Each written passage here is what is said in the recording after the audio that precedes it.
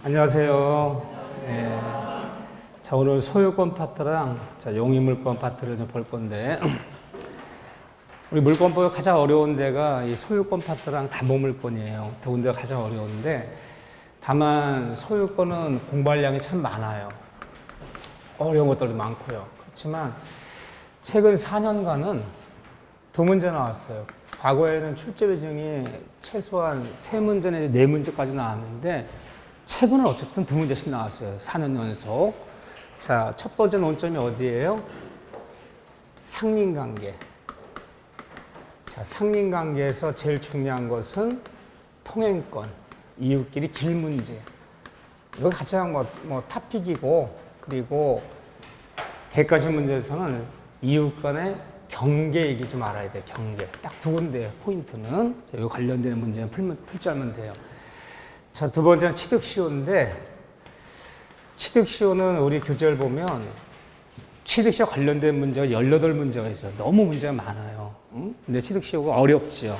우리 물권법에서 가장 어려운 데가 부동산 취득시효에 관련된 판례 사례 문제랑 법정시상권이에요. 근데 부동산 취득시효는 어렵게 나오면 너나 나나 1분 내 못 풀어요, 그건요. 어렵게 나오면 뭐 사법고시면 나올 수도 있으니까요. 다음 취득시효에서는 등기청구권, 요 얘기에 집중하자고요. 우리한테는 요즘은 어려운 부분을 너무 어렵게 묻지 않아요. 여기 등기청구권에 관련되는 거, 여기 이제 탑픽이고, 자, 문제는 공유 문제예요. 공동소유에서 공유 파트인데 반드시 출제돼요, 공유 파트는. 근데 공유 문제가 평균적으로 좀 어렵게 나오는 편이야. 뭐 사례 문제 나오고 그러면 최근에 한 5, 6년치 기출문제를 보면 공유 문제는 한 75점 정도 이상 되는 문제.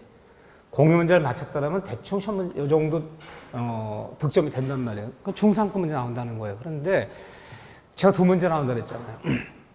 공유 문제는 빠지잖아요. 최근에 7년 연속 나왔으니까.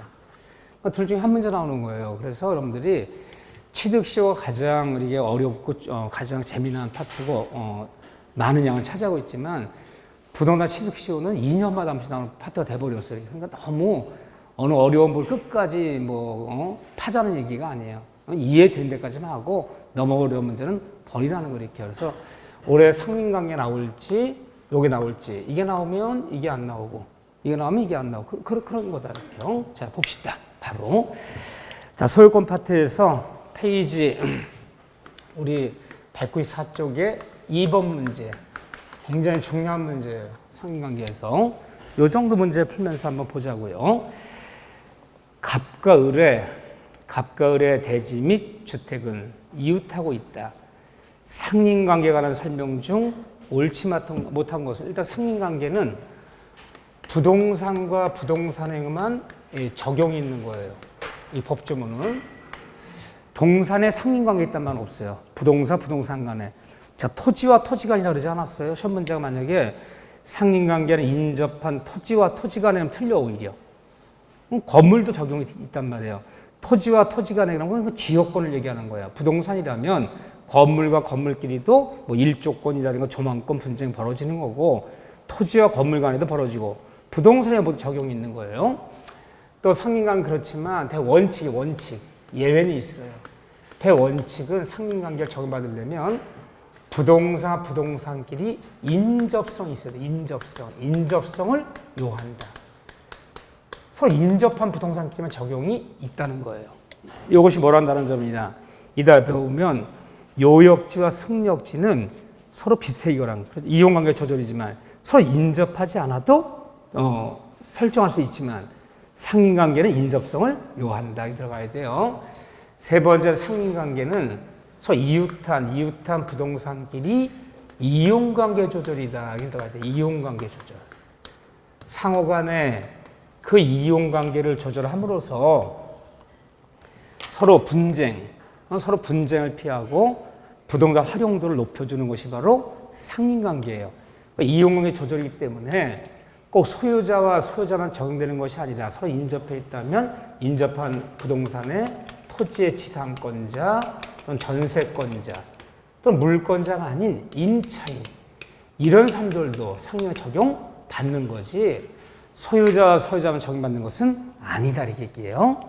또 하나 상린관계는 두 사람이 쌍방간에 합의하지 않아도 야 우리 경계 문제 이렇게 하기로 하자, 길 문제 이렇게 하기로 하자, 물 문제 이렇게 쓰기로 하자라고 합의하지 않아도 상린관계는 법률 규정에 따라서 자동으로 당연히 인정되고 당연히 적용되는 것이 상린관계지 뭐 두 사람이 합의하고 또 플러스 등기해야지 인정되는 권능은 아니다. 상린권 설정 등기란 말 없어요. 등기 안 받아도 상린권 등기란 말 없어요. 등기하잖아도 합의하잖아도 또 상린관계 또는 상린권이라 부르기도 해. 이거는 소유권의 하나의 내용이다. 상린권은 소유권 한 내용이다. 우리가 어떤 소유권의 권리잖아, 권리의 하나의 내용을 뭐라 부르는 거예요? 어떤 권리의 내용이래, 내용. 어떤 권리로부터 독립한 것이 아니라 한 권리의 내용이래. 그 내용이라는 것을 권능이라고 부르는 거야, 권능. 상린권은 권능이지 독립한 권리가 아니다. 지역권은 용인 물권이 독립한 물권, 권리예요. 상린권, 소유권 한 내용이다. 그래서 소유권 내용 그러면 사용 권능, 수익 권능, 처분 권능, 거기에 상린 권능. 이렇게 권리한 내용을 권능이라고 부르는 거야. 상린권은 권능이지 권리는 아니다. 이 정도. 자, 봅시다. 그러면 요즘은 경계 얘기가 잘 나와요. 이웃끼리 경계 분쟁이 많기 때문에. 자, 경계 얘기 한번 알아볼까요? 자, 1번 좀 보세요. 1번에 경계표. 담이, 어떤 담벼락이 상린자 두 사람의 일방의 비용으로 설치되었거나 어떤 담이 건물의 일부인 경우에는 공유가 아니라 그건 그 사람 거예요. 내가 내 돈 들여 쌌어. 내 건물이 이웃끼리 경계야. 내가 내 돈 들여서 건물 짓는 거야. 그건 자기 거야, 자기 거. 그건 공유가 아니다. 단독 소유다. 하지만 누가 비용을 들는지 잘 모르겠더라. 그냥 이사 들어왔는데 이웃끼리 담벼락이 있어요. 밭을 샀는데 논을 샀는데 논둑이 밭둑이 있어요. 누가 싸든지 잘 모르겠어요. 그럼 어떻게 되는 거예요? 공유로 추정하는 거예요. 자기가 자기 비용을 들여서 담벼락을 샀을 때는 단독 소유되는 거지만 잘 모를 때는 경계표는 이웃 간에 뭐로 본다? 경계표는 뭐 담벼락, 논둑, 밭둑 같은 거예요. 이웃끼리 공유로 추정한다. 내가 내 비용 들여서 내 거지만요. 경계표는 공유로 추정하는데 하지만 공유지만 원래 공유는 언제든지 분할을 청구할 수 있는 게 공유예요. 하지만 경계표는 공유지만 분할 청구할 수 있다 없다? 없다. 뭐 이웃끼리 담벼락 쪼개자 공유라고 해서 논둑 쪼개자 분할 청구할 수 없다. 이런 경계표의 설치 비용이요. 뭐 아무것도 아니지만 이런 것도 보셔야 돼. 자, 장마 때 논둑이 터졌어요. 밭둑이 터졌어요. 그럼 경계 설치 비용은 이웃 간에 어떻게 부담한다? 평등하게. 균등하게. 반씩.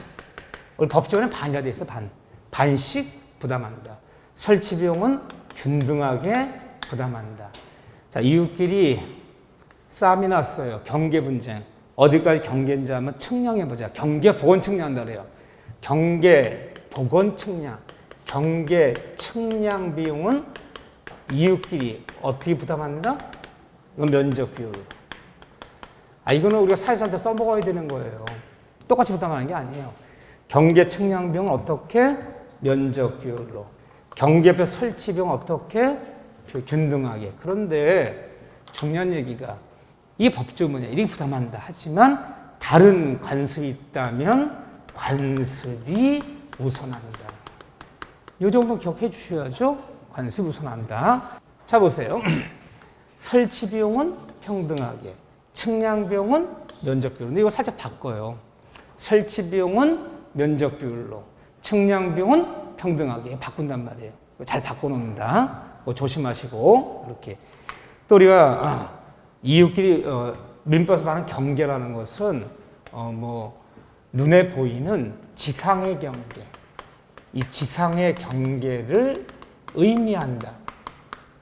지문이 나온단 말이에요.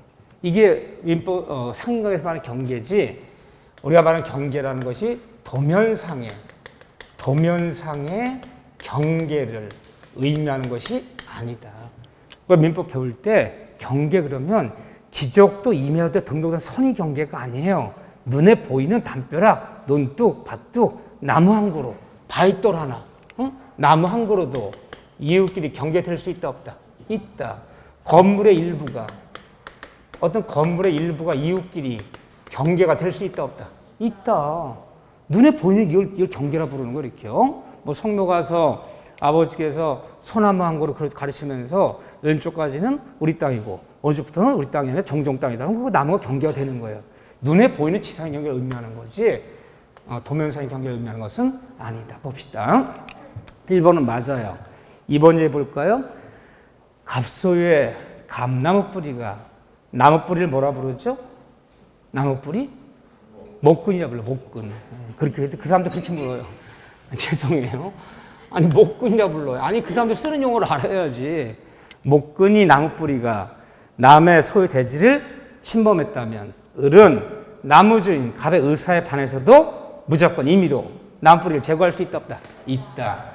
나무 뿌리가 경계를 침범하면 나무 소유자한테 제거를 일단 청구해야 된다, 청구할 필요가 없다. 청구할 필요 없이, 청구할 필요도 없어요. 그냥 즉시로 내 마음대로 임의로 제거할 수 있다. 나무 뿌리가 경계를 넘었으면 나뭇가지가, 우리 나뭇가지를 뭐라 불러? 나뭇가지 수지라 불러. 수지. 참 이것도 어렵다 그래요. 나뭇가지가 이웃의 경계를 넘어오면 일단 제거를 청구한 다음에 잘라달라. 나무주인한테 잘라달라. 청구해야 돼. 먼저 청구한 다음에 그래도 제거하지 할 때 그때는 내가 이제 임의로 제거할 수 있다. 그 다음에 그럼 뭘 얘기하는 거지? 그럼요. 청구한 다음에 제거할 것이냐, 청구 없이 제거할 수 있을 것이냐. 이게 법조문의 규정이 있어요. 중요한 얘기, 별로 안 중요한 얘기. 중요한 얘기, 별로 안 중요한 얘기. 농사 짓는 땅에는 중요한 거. 농사 짓는 땅에서는 밭둑에 감나무가 줄비하게 서 있으면 농사가 안 돼. 그늘이 져갖고요. 큰 나무 밑에는 경작을 못 해요. 나무 뿌리 때문에. 나무 뿌리 자르겠다. 나무가 자르겠다. 농사 짓는 땅에서 예전에 문제였던 거야. 지금이야 문제 안 되죠. 어쨌든 이것도 어쨌든 물었어요. 나뭇가지, 나무 뿌리. 청구할 것이냐, 청구 없이 할 것이냐. 2번 질문이 맞는 거예요, 틀리는 거예요? 맞는 거예요. 청구할 필요 없어. 그냥 임의로 제거할 수 있다. 자, 세 번째.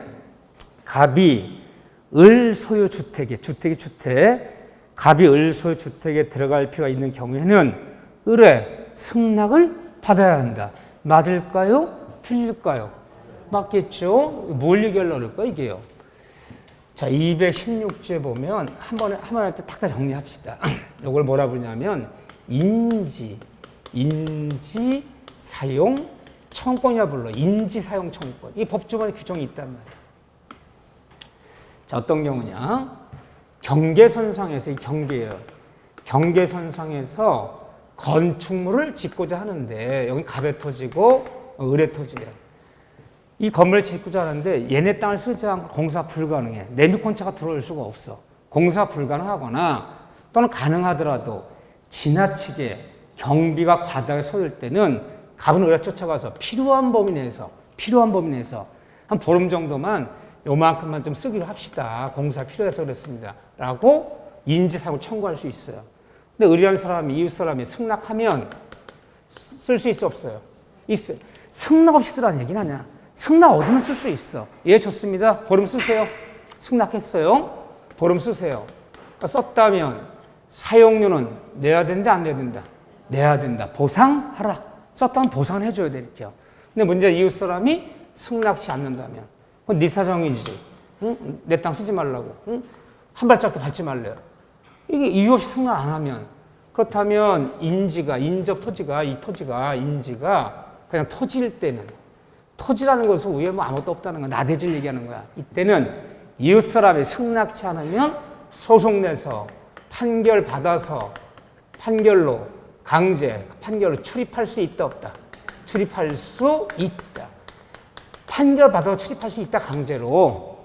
이웃이 사람이 거주하는 주거용일 때, 지금 주택이라고 했잖아요. 이웃이 주택 주거용일 때는 이웃설 승낙 없이는 판결로 출입할 수 있다. 출입할 수 없다. 출입할 수 없다. 소송을 강제할 수 없어요. 이웃 토지가 나대지일 때는 강제로 판결받아 출입할 수 있다 없다? 있다. 근데 인지가 사람이 거주하는 주택이라든가 주거용일 때는 이웃상 승낙 없이는 절대로 출입할 수 없다. 판결로 강제할 수 없다. 있다? 없다를 잘 봐야죠. 여기 정확히 썼네요. 승낙 받아야 돼. 승낙 없다면 판결로. 승낙이 없다면 다음 문장. 판결로. 판결받아서 출입할 수 있다 없다? 없다. 여기 거기까지 안 나왔지만 이웃이 주택일 때는 사람이 거주하는 주택일 때는 승낙지 않으면 소송 내서 판결받아서 출입할 수 없다. 시험 문제가 인지가 주거용일 때는 이웃 사람의 승낙 없이는 절대로 출입할 수 없다는 맞는 질문이야 그게. 근데 인지가 주거용이 아니라 그냥 토지일 때, 대지일 때는 판결받아서 출입할 수 있다 없다? 있다. 여기는 없다. 잘 보셔야 돼. 아무것도 아니지만 다음 문장이 없어요. 네 번째, 흐르는 물이 저지에서, 물은 고지에서 저지로 흐르는 거야. 저지에서 막힌 때는 고지 소유자가 자비로 소통에 필요한 공사를 할 수 있다.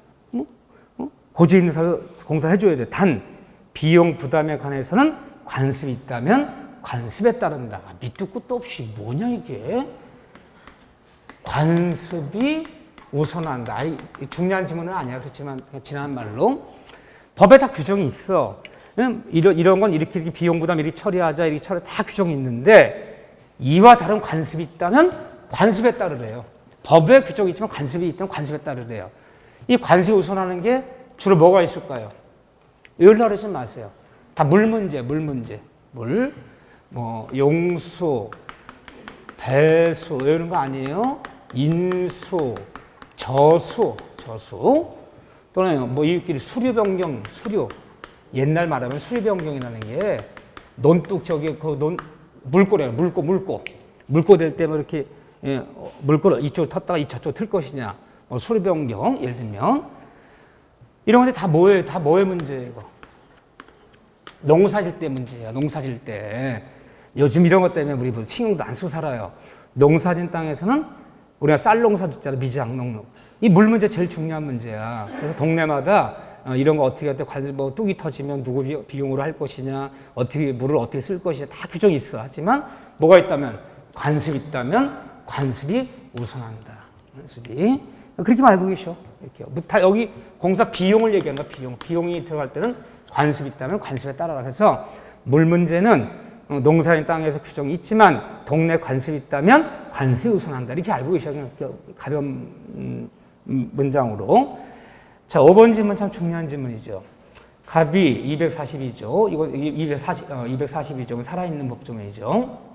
갑이 을 소유 대지와의 경계로부터 경계선상에서 건물을 축조할 때는 얼마를 뛴다면 알아? 반미터, 0.5m 뛰어라.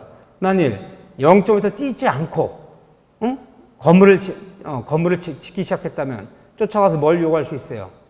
그 부분의 철거를 요구할 수 있어요. 반미터 뛰어달라.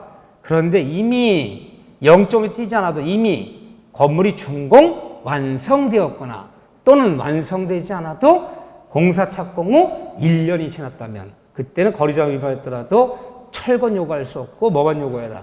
손해배상만 요구해라. 근데 그 문장 조심하셔야 돼.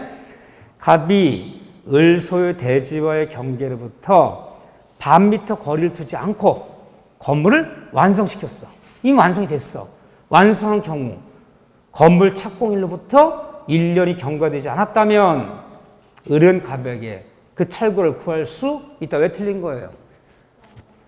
둘 중에 하나만 갖추면 되는 거야. 둘 다 갖추라는 게 아니야. 이미 완성되었다면 또는 완성되지 않아도 이미 1년이 지났다면 하나만 갖추면 되는 거지. 둘 다 갖추라는 얘기가 아니잖아요. 그래서 항상 민법 풀 때는 또는 개념이 들어갈 때는 하나만 갖추면 되는 거야. 완성되었다면 1년이 지나지 않아도 철거 요구할 수 없다 그래야죠. 조심하시고. 제일 중요한 문제예요. 한 문제 풀 줄 알면 돼요. 자, 통행권 문제 풀어볼까요? 196쪽이요. 주유토지 통행권, 길 문제죠? 통행권. 통행권 문제는 219조, 220조에 두 조문이 있는데, 원래 상린관계 규정이요. 이게 215조부터 244조까지 30개 법조문이에요. 이 소유권에 관한 법조문이 한 60개 돼요. 60개. 굉장히 많은 거예요. 한 60개 되는 법조문 중에서 상린관계 규정이 절반이야. 그래서 사실은 민법을 제정하던 60년 우리가 1월 1일 정확히는 뭐 58년 2월 28일 날 제정 공포돼서 58년도에 게다가 경과 규정 한 2년 정도를 일제 강점기 때 조선민사령이랑 같이 병행해 쓰다가 60년 1월부터 이제 이 신민법 이걸 쓰기 시작한 거예요. 그때만 해도 우리가 어떤 사회예요? 소유권에서 제일 중요한 것은 농경지였다고. 농사짓는 땅. 다 뭐 경계가 어떻고 물이 어떻고 뭐 맨날 이런 거. 굉장히 왜? 전 국민 한 80% 농사 짓고 살았으니까 지금에 와서는 전 이 규정이 의미가 크게 없었어요. 그런데 어쨌든 이 상인관계 규정은 물권법 규정이지만 주로 100%는 아니지만 주로 임의 규정이라는 거야. 원래 물권법은 물권 법정주에 따라서 강행 규정이잖아요. 상인관계 규정만은 주로 임의 규정이라는 거야. 왜? 무슨 규정이 막 있어. 규정이 막 있는 다음에 다른 관습이 있다면 관습에 따라라. 아니 법이 있는데도 관습이 우선한다는 건 임의정이라는 거잖아요. 이렇게요. 주로 임의정인데 통행권, 길 문제, 이 길 문제만은 무슨 규정이다? 강행 규정이에요. 임의정이 아니야. 따라서 승낙하지 않으면 판결 받아서 강제로 얻어 남한테 길릴 수 있다. 통행권만은 상인화 규정이지만 강행 규정이다. 그래서 용어 한번 써볼까요? 별거 아니지만 다시 한번 자, 어느 토지와 공로 사이에 공적인 도로 사이에 길이 없을 때는 남의 토지, 이게 A 토지고 B랍시다. 이 토지로 길을 낼 수 있다. 다만 길을 낼 때는 여기에 가장 피해가 적은 방법과 장소는 선택해라. 가운데다 길 내면 안 되겠죠? 그런데 이 길을 내는 사람, 남의 땅 길을 쓰는 사람을 우리가 뭐라 불러요? A 같은 사람을 주의 토지, 통행권자, 권자라 부르고 요 사람을 통행지 소유자다 이렇게 불러요. 용어 아무것도 아니지만 안 써보면 어느 순간에 주의 토지 통행권자, 주의 토지 통행권 소유자라면 헷갈려 이것도요. 이렇게 얘기하는데 이때 이 설치 비용이요. 여기다 뭐 돌계단을 쌓을 수도 있고 시멘트 포장을 할 수도 있고 뭐 등등 할 수 있는데 이 모든 설치 비용은 A가 부담해요? B가 부담해요? A가 부담하기 당연히 그렇죠. 네. 그렇지만 길이 없어 길을 쓸 수 있지만 그렇지만 이것이 점유를 수반한다 수반치 않는다 수반치는 않아요. 가끔 통해서 쓰라는 거지. 여기다 뭐 고추도 널고 얘가 벼도 널고 하면 안 되는 거야. 저기 수반하는 건 아니고 또 이 통행권이 길을 냈더라도 고정된 개념이다. 고정된 개념은 아니다. 고정된 개념은 아니다. 그렇죠? 필요하다면 옮길 수도 있다 없다? 있다. 옮길 수도 있다.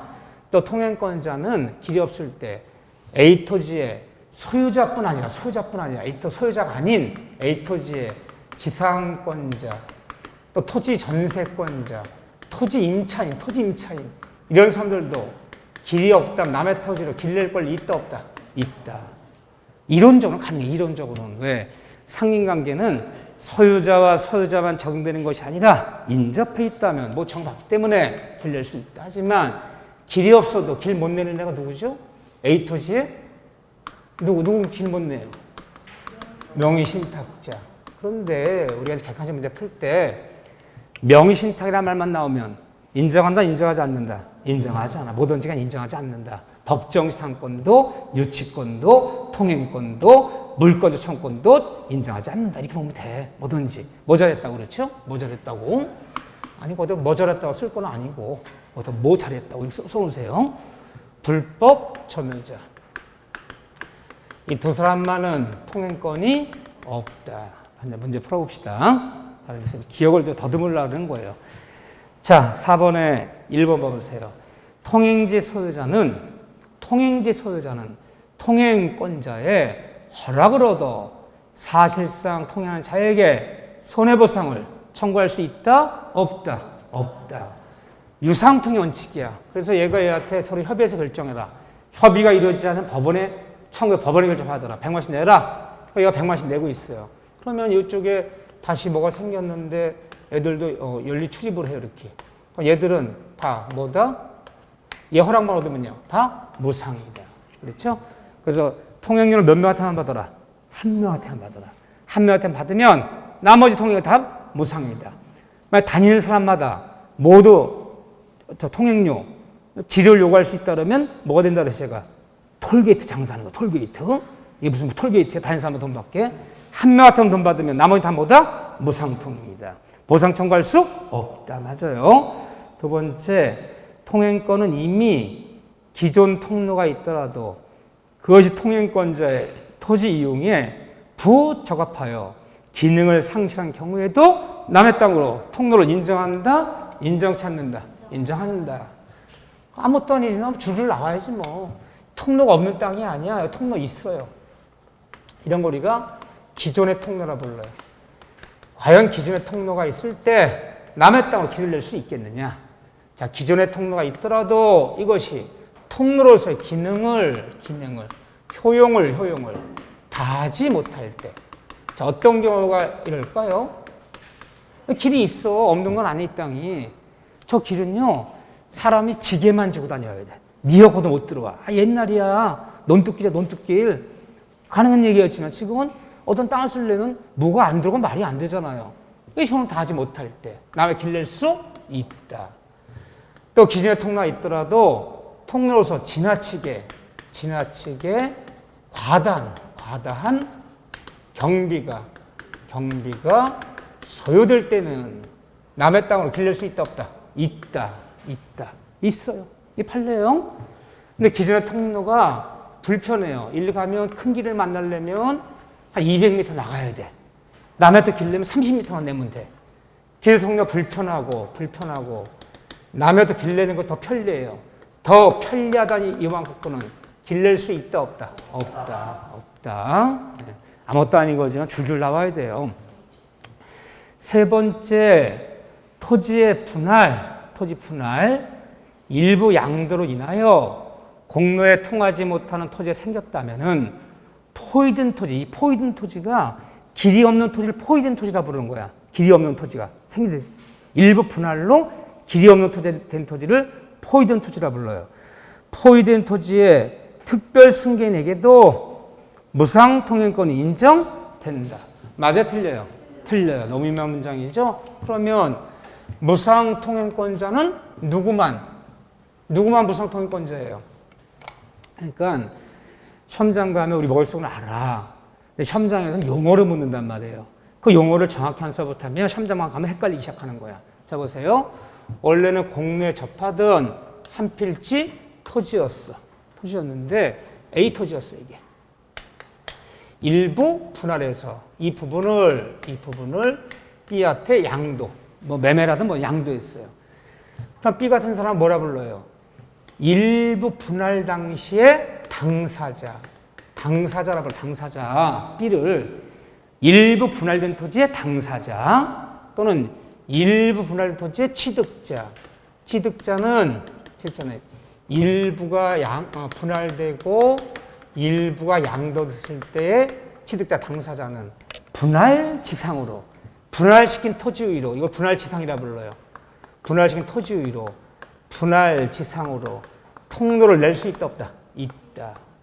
무조건 강제로 낼 수 있다. 낼 수 있고 더군다나 유상통행, 무상통행. 무조건 무상통행할 수 있다. 근데 얘가 이 땅을 쓰다가 여기다 뭐 창고 같은 거 치고 쓰다가 5년 만에 이 땅을 C한테 팔았어요. 그러니까 C 같은 사람 뭐라 불러요? 일부 분할된 토지의 양수인, 일부 분할 토지의 승계인 이렇게 불러요. 승계인은 이어서 계속 길은 쓸 수 있어 없어요? 있어요.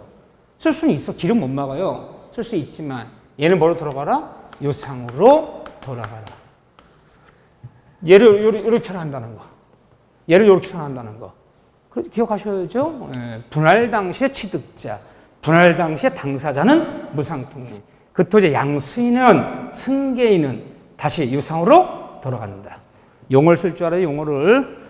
특별 승계인은 얘는 유상으로 돌아가야지. 인정되지 않는다. 인정 틀렸네요. 뭐 4번 읽을 것도 없죠. 명신탁적인 통행권이 없고 5번에 통행권자는 통행의 소유자 점유를 배제할 권능이 없고 그 소유자도 통행권자가 통행지를 배타적으로 점유하지 않는 이상 인도를 청구할 수는 없다. 점유를 수반한 물건이 아니라는 얘기는 하고 있는 거예요, 지금요. 자, 그 얘기. 5번 문제 하나 숙제고요. 숙제고. 자, 그런 다음에 6번 문제. 이거 어려워서 내는 게 아니에요. 통행권 문제 줄줄 나와야 돼요. 다만, 길을 낼 때 이 넓이는, 자, 남에다 길을 낼 때, 이 넓이는 어떻게 낸다? 현재 이용에 필요한 범위 내에서만. 꼭 이렇게 들어가야죠. 이렇게 들어가야지. 장래 이용사항을 고려하여. 큰일 났죠? 네. 건축법 규정을 적용하여. 맞아, 틀려요? 틀려요. 이래서 넓이 결정하는 거 아니다. 현재 필요한 범위 내에서만 넓이를 결정해라. 이렇게요. 별것도 아닌 것 같지만 통행권 문제가 워낙 우리가 중요한 거 사회생활 때 늘 여기를 내고 있죠. 6번 문제도 숙제예요. 5번, 6번 직접 풀어보시고. 자, 그런 다음에 넘기시면 취득시효 문제예요. 취득시효 문제가 총 18문제가 있더라고. 제가 보니까. 제가 여러분 가르치려고 제가 쓴 책이 아니니까 풀다가 지쳐서 쓰러지다가 또 풀다가 18문제니까 너무 많아. 그래서 우리가 어디가 중요하다 거기만 집중적으로 학습할 필요가 없어. 다 똑같이 고르게 나오는 거예요. 이렇게. 수능 같으면 안 그래. 수능은 어려운 부분은 5점짜리, 뭐 쉬운 건 2점짜리, 배점이 달라. 우리는 다 똑같아. 그렇기 때문에 어디가 어렵다, 지나치게 어렵다 시간을 많이 배정할 필요가 없다는 거야. 그건 효율적인 공부가 아니에요. 그 취득시효 문제는 제가 풀어주는 문제 한 6문제, 5문제 풀어줄 거야. 여러분 내가 풀어보라는 문제 한 2문제 좀 숙제 낼 거야. 그것만 보셔, 그것만. 우리가 뭐 시간에 구애받지 않는 사람이라면 재미삼아 하루 종일 볼 수도 있어. 점심 먹고 하루 종일 봐, 저녁 먹을 때까지 천천히 생각하면서 그럴 시간이 없어. 응? 운전면허 따라왔으면 빨리빨리 효율적으로 따야 돼. 운전을 잘하려고 그래. 막 운전면허 와서 저기 강사님 면허를 따는 건 당연하고요. 저 바로 면허 따자마자 차 몰고 나가게 자세히 좀 가르쳐 주세요. 욕심이야, 욕심. 응? 일단은 면허를 따는 거야. 일단은. 응? 야중에 주행 연습하고 잘 운전 잘하는 것은 별개예요. 자, 여기서 보면 제가 볼 때 중요한 문제가 9번 문제예요. 문제는 쉽게 나올 수도 있고 어렵게 나올 수도 있어. 반반이 항상 확률은요. 꼭 어려운 파트가 어렵게만 나오는 거 아니야. 아주 굉장히 쉽게 나올 수도 있고 어렵게 나올 수도 있고 반반이야, 반반. 자, 9번 문제부터 풀까요? 자, 취득시효 문제에서 9번 문제 가보세요. 취득시효에 관한 설명으로 옳지 않은 것은, 자, 첫째, 비법인 사단. 비법인 사단이 뭐예요? 법인이 아닌 사단. 법인이 아니래요, 법인이. 이런 걸 우리가 비법인 사단을 권리, 능력 없는 사단이다. 이게 뭐예요? 그러니까 사단이란 말 뜻이 뭐예요? 사단. 1번. 사단 났다. 사단 났어. 그때 사단이다. 사람의 모임, 사람의 단체. 사람의 단체인데, 사람의 모임인데, 왜 권리가 없다 불러요? 법인 등기가 안 난 사람들의 모임. 그걸 비법인 사단에 부르는 거야. 이런 데 뭐가 있나요? 종종, 문중, 동창회, 향후회. 이런 게 법인 등기 안 나면, 비법인 사단에 불러. 뭐, 동창회, 뭐 향후회. 북청 향후에 뭐 북청에서 6.25 때 내려오신 분들이 산소짜리 쓰려고 저 휴전선 근처 연천에 2만 5만 평을 같이 샀어. 북청 향후에 이런 데 토지권을 가질 수 있어 없어요? 있어요. 이들은 등기 능력이 있다 없다? 있어요. 등기 낼 수 있어요.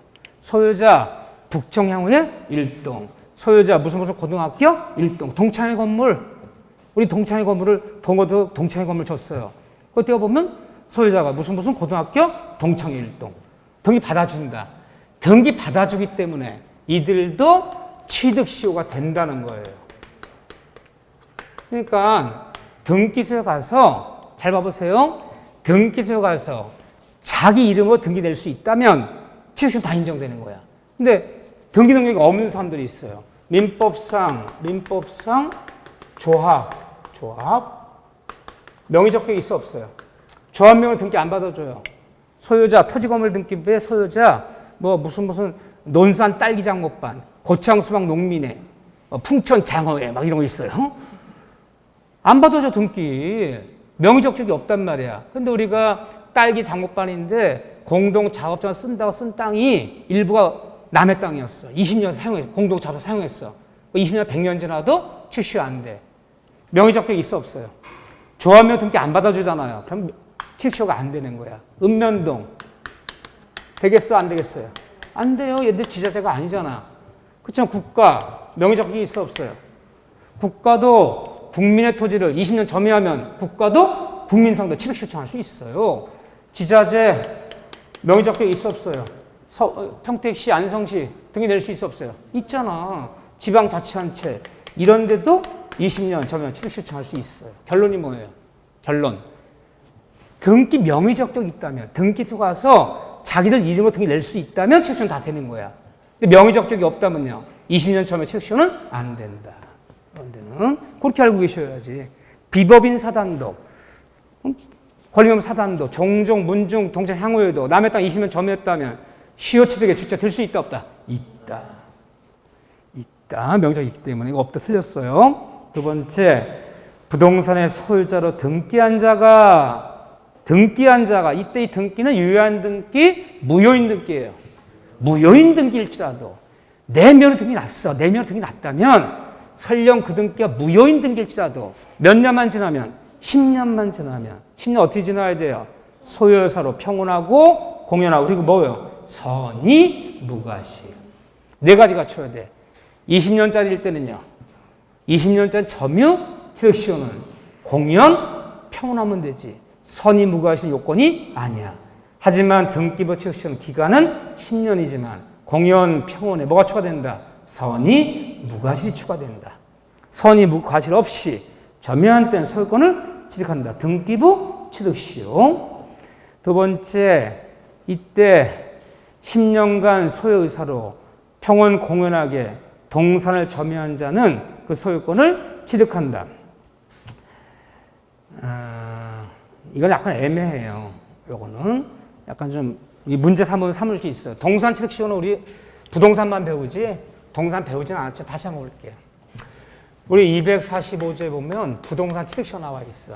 245조 1항에 보면 부동산 점유 취득시효. 점유 취득시효 몇 년이죠? 20년. 그 다음에 단 뭐하라? 등기하라. 후 등기야. 20년 점유한 다음에 등기 내야 되는 거야. 그런데 2항에 보면 등기부 취득시효. 등기부 취득시효 몇 년이에요? 10년. 얘는 선등기, 후등기. 선등기. 내 앞으로 등기가 먼저 난 다음에 10년이 지나야 되는 거고, 얘는 20년 점유한 다음에 나중에 등기를 내야 되는 거고, 후등기, 선등기를 표현하는 거야. 이게 부동산 얘기야. 우리는 동산은 시험 범위가 아니기 때문에 거의 가르치는 않는데, 240조에 보면 동산 취득시효 나와 있어요. 남의 동산도, 남의 시계도, 남의 기계도, 남의 젖소도 내가 점유했다면 소가 얻을 수 있어요. 근데 동산은 얘가 선의로 점유했다면 몰랐어요. 내 건 줄 알았어. 나중에 알고 봤더니 내 게 아니야. 선의로 점유했다면 5년. 악의로 점유했다면 10년이야. 10년. 이걸 정확히 해주는 게 좋아요. 5년, 10년이야. 선이라면 5년만 점유하면, 악이었더라도 10년만 점유. 그러면 동산인데 내 거 아닌 줄 알아. 근데 악의로 점유했어. 누가 악의 점유자일까? 내 거 아닌 거 알면 점유했어요. 지금 이 시계가, 이 기계 내 거 아닌 거 알아요. 도둑놈 시계 훔쳐서 몇 년만 점유하면 10년만 점유해도 소유권 얻어요. 법률규정에 따라서. 악이라면 10년, 선이라면 5년. 근데 여기 문장이 정확하지가 않아 지금. 선인지 악인지를 정확히 안 하고 있잖아. 악이라면 10년이고 선이라면 5년이잖아. 틀렸잖아요. 이렇게 얘기하면. 그렇죠? 선인지 악인지 분명히 해줘야지. 어쨌든 그래요. 선이라면 5년, 악이라면 10년. 네 번째 이거 봐보세요. 부동산 점유 취득시효가 완성되면 점유자는 원칙적으로 시효기간 만료 당시, 20년 만료 당시에 토지 소유자에 대해서 쫓아가서 소유가 이전 등기를 청구권을 취득하는데 20년 완성에 따른 등기 청구권은 채권적이다, 물권적 청구권이다. 채권적 청구권이다. 채권 청구권이기 때문에 권리가 강한 거예요? 약한 거예요? 권리가 약한 거야. 물권 청구냐면 이 세상 누구한테는 다 쫓아가서 20년 추진해서 다 등기 청구할 수 있어. 채권자이기 때문에 20년 완성 당시 소유자한테 청구해야지. 완성 소유자 아닌 자에게는 등기 청구할 권리가 없다. 채권적 청권이다. 5번에 공유 지분의 일부에 대해서도 시효 취득이 가능하지만 공유 지분도 시효 취득 대상이 된다 안 된다? 된다. 공유 지분 3분의 2분의 1도 취득시효 대상이 돼요. 다만 공유 지분을 취득시효 처하려면 공유물 전부를 점유했어야 돼. 내 공유 지분 3분의 1을 취득시효 처한다고 3분의 1 쪽만 점유하면 안 돼. 공유물 전부를 점유했을 때 그나마 공유 지분만도 취득시효 대상이 된다. 그래서 아무것도 아닌 것 같지만 이게 굉장히 중요한 거예요. 왜냐하면 의외로 시험 문제가 쉽게 나올 때는 이 대상을 잘 물어요. 우리 다 알아요. 단답식 문제 많이 나와. 응? 일단 취득 대상은 자기가 자기 거예요. 자기 부동산. 자기 물건, 자기 부동산도 취득 대상이 된다 안 된다? 된다. 왜요? 내가 내 부동산 왜 취득시효 주장해? 내가 내 부동산이지만 소유권 입증이 곤란해. 내가 20몇 년 전에 관공서로부터 지자체부터 불화받은 땅이야. 그때 당시 땅값 다 내고 내 점유한 상태 그대로 불화를 받았는데 등기를 안 냈지. 20몇 년 지났는데 지자체 명의돼 있으니까 땅을 달라는 거야. 아니면 점유 신청을 하라는 거야 지금도. 20년 전에 내가 불화 받았다. 증거 서류가 없네? 그럼 뭐 주장하면 돼요? 취득시효. 자기가 자기 부동산이지만 소유권 입증이 곤란할 때는 20년 점유했다면 취득시효할 수 있다. 또 이 말표는 뭐라 얘기해요? 취득시 대상이 되는 부동산이란 타인의 부동산임을 요하지 않는다. 또 전부가 아닌 부동산 일부에도 취득시효는 되는 거 안 되는 거 일부에도 된다. 일부만도 취득시효할 수 있다. 다만 일부에 취득시효하는 것은 뭐가 일부면 되는 거예요? 20년짜리 점유 취득시효만 일부에 가능한 것이지 등기부 취득시효는 일부에 된다 안 된다? 안 돼요. 등기부 취득시효는 언제나 전부를 청해야지 등기부 취득시효가 표지에 등기된 일부에 등기시효만 없어요. 등기부 취득시효는 언제나 전부. 20년짜리 전부 취득시효는 일부에 되는 거죠. 국공유지도 행정재산이 되지 않는 일반 재산이 뭐예요? 옛날 잡종이라 그랬어요. 공용지, 공공용지가 아닌 일반 재산을 국민이 20년 점유하면 취득 신청할 수 있다. 또 공유 지분만도 공유 지분 뭐 3분의 1 이런 것도 취득 대상이 된다 안 된다? 된다.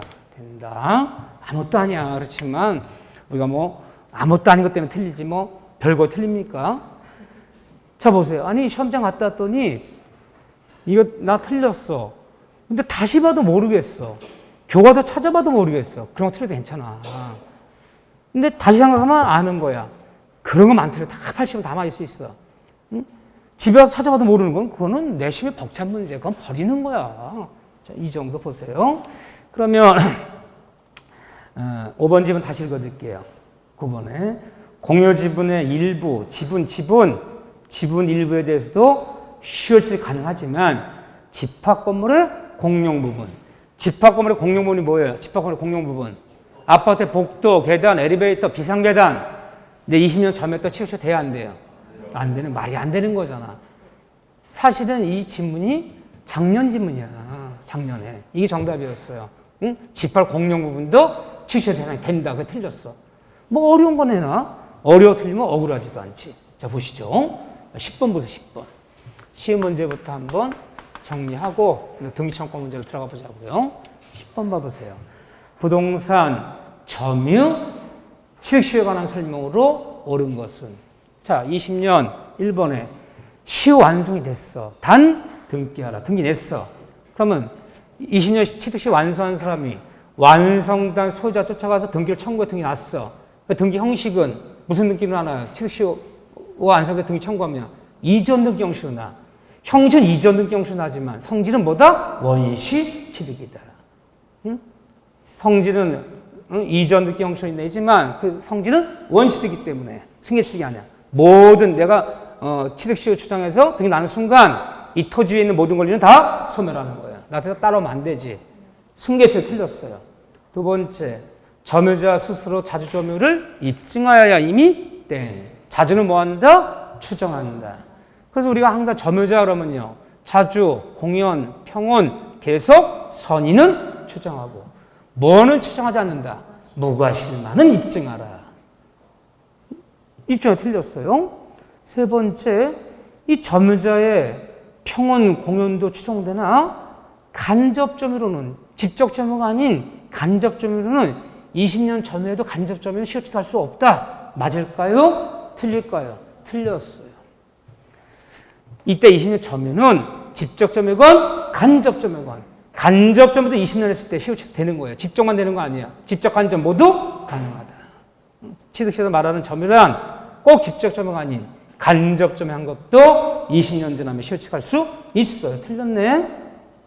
네 번째, 미등기 부동산의 점유자는 자, 내가 20년 점유를 완성했는데 등기가 안 난 미등기 부동산이야. 등기가 있어야지 뭐 등기를 청구하죠. 미등기 부동산 점유자는 20년 취득시 완성만으로 즉시 부동산 소유권을 취득한 이미 등기 없이는 취득할 수 없어. 내가 내 땅인 줄 알고 점유했는데 측량했더니 150평이 내 땅이 아닌 게 밝혀졌어. 근데 등기가 없는 미등기 토지야. 그럼 어떻게 해야 돼요? 20년 점유했는데. 토지대장이라든가 임야대장, 대장 찾아서 소유자, 등기는 신청주의야. 대한민국 모든 부동산 다 등기 직고로 개설되는 거 아니야. 대장은 다 개설돼 있단 말이야. 대장 찾아서, 소유자 찾아서 걔를 대신해서 보존 등기를 대신 신청해 등기를 만든 다음에 등기를 청구해야지. 등기 없이는 소원 취득할 수 없다. 틀렸어요. 5번쯤은 자주 나왔던 질문이죠. 5번.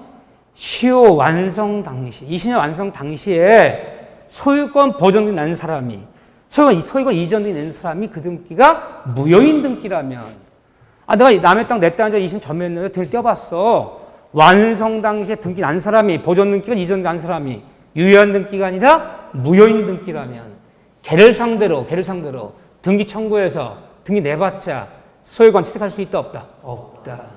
항상 진정한 소유를 찾아내야지. 현 등기부상 명의자가 무효인 등기라면 걔를 상대로 등기해봤자 소유권 취득할 수 없다. 유명한 문장이죠. 진실한 권리자를 상대로 삼아야지 무효인 등기는 상대방이 될 수 없다. 너무너무 유명한 질문. 이건 자주 나왔던 기출질문이에요. 최근에.